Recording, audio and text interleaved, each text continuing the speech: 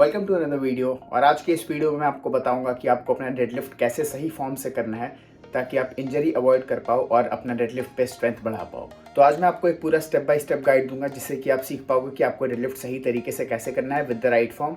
और फिर मैं आपको एंड में ये भी टिप्स दूंगा कि आपको अपने डेडलिफ्ट में स्ट्रेंथ कैसे इंक्रीज करना है, आप जो वेट उठाते हो डेडलिफ्ट पे उसको इंक्रीज कैसे करना है और ज़्यादा स्ट्रॉन्ग कैसे बनना है। अभी जो मेरा डेडलिफ्ट पे बेस्ट है वो है 180 फॉर 2 रेप्स और अभी मेरा बॉडी वेट है 71 kgs. So that is my PR on deadlift. और अभी जो मेरा गोल है that is to lift 200 kgs as soon as possible on deadlift. तो अगर आप वो पूरी जर्नी देखना चाहते हो तो make sure you subscribe to this channel because I keep you updated about that. और अभी मैं ऑलमोस्ट 1-1.5 साल से डेडलिफ्ट कर रहा हूँ और मुझे इंजरी बस एक बार हुई थी, वो भी स्टार्टिंग में 2021 के एंड के आसपास में, क्योंकि उस समय मुझे भी प्रॉपर फॉर्म का उतना कुछ पता नहीं था।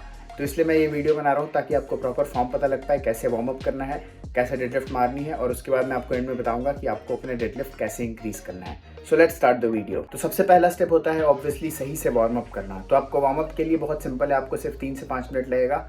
आपको बस डायनामिक स्ट्रेचिंग करनी है और अपने सारे जॉइंट्स को मूव करना है। जैसे फॉर एग्जांपल आपको अपने शोल्डर जॉइंट्स को, अपने हिप जॉइंट को, नी जॉइंट को, सारे जॉइंट्स को मूव करना है। डायनामिक स्ट्रेचिंग का यही मतलब होता है कि आपको मूवमेंट वाला वार्म अप करना है। तो इसके लिए आप अपने लेग्स को, अपर बॉडी, लोअर बॉडी, अपनी पूरी बॉडी को स्ट्रेच कर सकते हो। थोड़ा बहुत आप मूवमेंट करोगे तो इससे आपका 1-1.5 मिनट लगेगा दोनों लेग्स को एक एक करके। तो फिर आप पूरा वार्म अप हो जाओगे अच्छे से। और वार्म अप हो जाने के बाद सबसे पहले हमें लाइट वेट से बिल्कुल स्टार्ट करना होता है। तो सबसे पहले हम स्टार्ट करेंगे एक एम्प्टी बार से डेडलिफ्ट मारना स्टार्ट करना। हम सीधा प्लेट्स लोड करके स्टार्ट नहीं करेंगे डेडलिफ्ट मारना। तो वार्म अप के बाद हम एम्प्टी बार पकड़ेंगे और उससे थोड़े बहुत रेप्स लगाएंगे और फिर उसके बाद ही हम जाके उस पर वेट लोड करेंगे। और आप अपने पहले वार्म अप सेट में कितना वेट लोड करते हो वो बिल्कुल आपके ऊपर डिपेंड करता है। फॉर एग्जाम्पल अगर आप बिगिनर हो तो 5 केजीज या फिर 10 KGs on each side load करके आप स्टार्ट कर सकते हो। बट मैं normally 25 on each side load करके स्टार्ट करता हूँ अपना जो पहला वार्म अप सेट होता है। और फिर धीरे धीरे मैं यहाँ से करके वेट इंक्रीज़ करता हूँ काफ़ी ज़्यादा, मतलब 3-4 मैं आराम से वार्म अप सेट्स लगाता हूँ और उसके बाद ही मैं जाके फिर हैवी वेट ट्राई करता हूँ। तो अब डेडलिफ्ट की बात स्टार्ट करने के लिए सबसे पहले हम फुट प्लेसमेंट की बात करते हैं कि आपको अपने पैर कहाँ प्लेस करने हैं। तो यूजुअली जो डेडलिफ्ट वाले बार होते हैं उसमें ऐसे 2 निशान बने होते हैं दोनों साइड में। तो आपको ट्राई करना है कि इसके आसपास अपने दोनों पैर को प्लेस करने का। ऐसी कोई एग्जैक्ट फिक्स लोकेशन नहीं होती है, वो आपकी बॉडी पे डिपेंड करता है कि आप किस पे सबसे ज़्यादा कंफर्टेबल हो पा रहे हो। फिर जिस भी वेट पे आप कंफर्टेबल फील करते हो इस लाइन के आसपास आपको वहाँ पर अपने फुट को प्लेस करना है।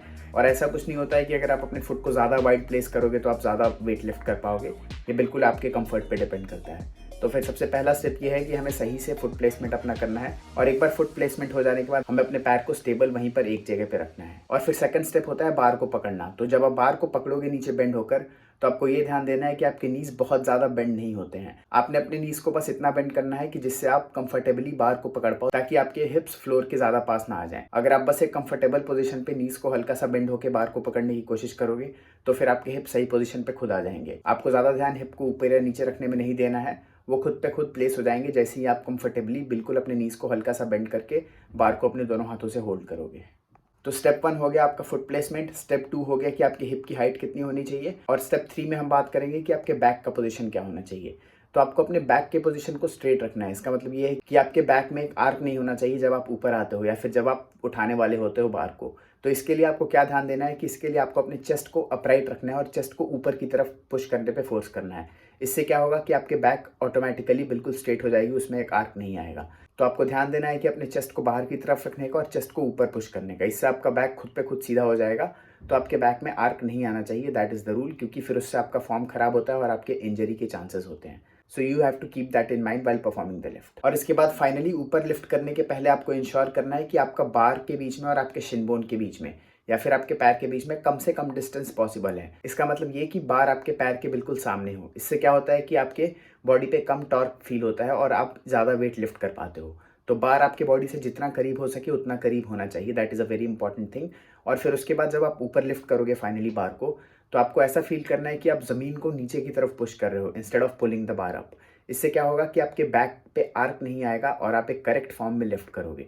तो आपको ऐसे ध्यान देना है कि आप अपने पैर से ज़मीन को बिल्कुल नीचे की तरफ पुश करके बार को ऊपर उठा रहे हो। So if you do that तो फिर आपका फॉर्म बिल्कुल सही रहेगा। और फिर फाइनल चीज़ जो होती है वो होती है बार को ऊपर आके लॉकआउट करना। तो जब आप ऊपर आते हो तो आपकी नीज़ बिल्कुल स्ट्रेट होने चाहिए, तभी उसको लॉकआउट काउंट करते हैं। शोल्डर्स पीछे की तरफ होने चाहिए और आपका बैक ज़्यादा पीछे की तरफ बेंड नहीं होना चाहिए, उसको बोलते हैं हाइपर एक्सटेंशन। तो उससे आपके इंजरी के चांसेस बढ़ जाते हैं। तो आपको ध्यान देना है कि जब आप ऊपर आते हो तो आपके नीज लॉक हो, मतलब कि नीज बिल्कुल स्ट्रेट हो, और फिर आपका बैक एक सही पोजीशन पे हो, ज़्यादा पीछे की तरफ हाइपर एक्सटेंडेड ना हो। That is the final step जिससे कि आप इंजरीज इजीली अवॉइड कर सकते हो। तो ये था simple step by step method. एक बार हम समराइज कर लेते हैं। तो सबसे पहले आपको अच्छे से वार्म अप करना है थ्रू डायनेमिक स्ट्रेचिंग। उसके अगले स्टेप में आपको अपने फुट प्लेसमेंट पे ध्यान देना है, जो कि बार पे जो 2 लाइंस बने होते हैं आपका वहाँ पर होगा अगर आप सुमो डेडलिफ्ट कर रहे हो, और अगर आप कन्वेंशनल कर रहे हो तो फिर आपके ऑलमोस्ट अबाउट शोल्डर लेंथ पे आपके फुट प्लेसमेंट होगा। उसके बाद तीसरी चीज़ आती है, वो होती है आपकी हिप प्लेसमेंट। तो आपका हिप प्लेसमेंट ज़्यादा नीचे भी नहीं होना चाहिए, ज़्यादा ऊपर भी नहीं होना चाहिए। आप कंफर्टेबली जितना बेंड होकर बार को पकड़ पा रहे हो उतना ही पे आपका हिप होना चाहिए। उसके बाद हम जब ऊपर आते हैं तो हमें ध्यान देना है कि हमारा बैक स्ट्रेट रहे। उसके लिए हमें क्या करना है कि अपने चेस्ट को फॉरवर्ड और अपवर्ड पुश करने पे ध्यान देना है। इससे आपका चेस्ट ऊपर होगा तो बैक आपका ऑटोमेटिकली स्ट्रेट हो जाएगा।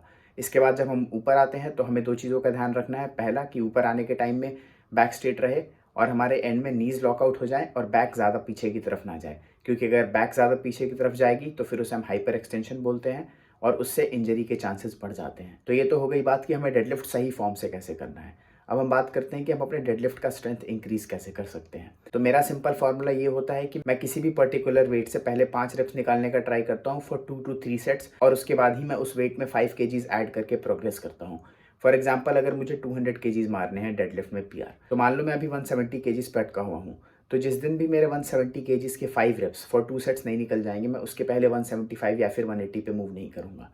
तो यूजुअली मैं 170 के रेप्स निकालने के ट्राई करूँगा, 3 4 5 जितने निकलेंगे 1-2 सेट उसके लगाऊंगा, और फिर उसके बाद वेट को वहाँ से 5 to 10% डिक्रीज करूँगा और फिर उस पर रेप्स निकालने का ट्राई करूँगा। और इसके साथ ही आप एक्सेसरी लिफ्ट्स कर सकते हो। फॉर एग्जांपल पॉज डेडलिफ्ट्स आप लगा सकते हो, स्टिफ लेग डेडलिफ्ट लगा सकते हो, जिससे कि आपका ओवरऑल डेडलिफ्ट का स्ट्रेंथ इंक्रीज होता है।